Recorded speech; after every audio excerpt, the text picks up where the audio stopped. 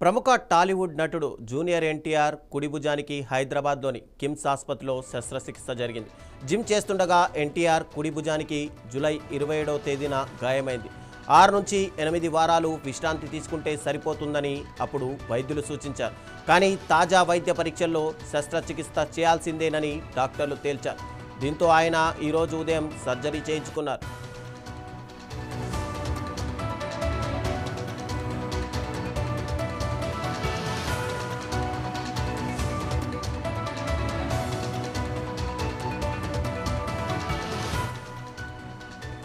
Operation విజయవంతంగా పూర్తయిందని, ఎన్టీఆర్ ఐసీయూలో వైద్యుల పర్యవేక్షణలో ఉన్నారని ఆయన బృందం తెలియజేసింది. ఇక ఆసుపత్రి వర్గాలు త్వరలో హెల్త్ బులెటిన్ విడుదల చేసి పూర్తి వివరాలు వెల్లడించే అవకాశం ఉంది. డ్రాగన్ సినిమా షూటింగ్ సమయంలో గాయం జరిగి ఉండవచ్చని మరో ప్రచారం కూడా జరుగుతోంది. అయితే ఎన్టీఆర్ త్వరగా కోలుకోవాలని ఆయన అభిమానులు ప్రార్థిస్తున్నారు.